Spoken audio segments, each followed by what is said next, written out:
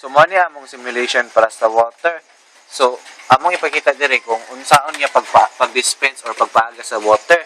So, kung atong tan-awon mo ni si water sensor. Ang kaning water sensor mag-control sa kanang flow sa tubig. Kung ang water sensor kay di ma-detect niya nga dili na 50% ang water or 50% below na ang water, mo dispense ni siya pamaagi ani nga servo. So kung saan natin i-try, sige, okay lang, iyon na mo ang servo. So atong tanahon, so it takes time to on siya gamay. So okay na siya. So beware, dapat careful tani kay mo pa ng tubig.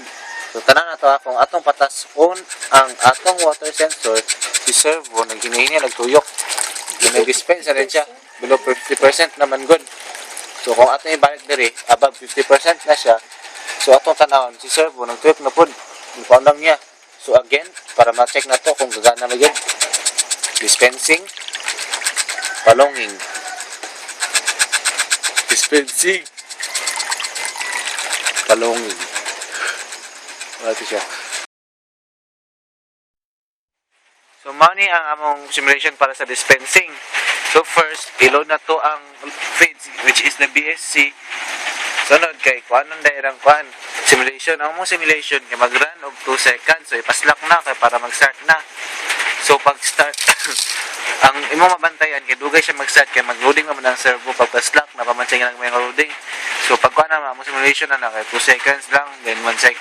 Then amo na dai off para makita lang namo pila ka gramo ang kuan segundo. Kay mo na mo gamiton nga variable para magamit namo sa among kuan. So tawa ni off na siya. O tagtaon na rin namo dayon. Tanan namo kung pila ka gramo dayon ang nakuha. So tanan ni mo gamay lagi kayo. Murag mabot ra og less than 1 gram ra gyud. Para sa ingani kadaghan nga feeds. Tanan na mo otro less than 1 gram. So kung atong balikon diri less than 1 gram ra gyud ay. So mao ni ang kuan pa simulation para sa among mover. So ang mover mo ni siya ang maglihok-lihok o mag-dispense para sa individual container. So example lang sa siya karon.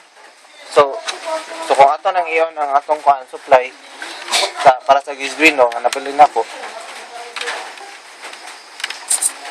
Atong tanan. Una kay mo netong DCD nga kuan pagkaon. So atong sunod kuan kay tanan para to ang grams.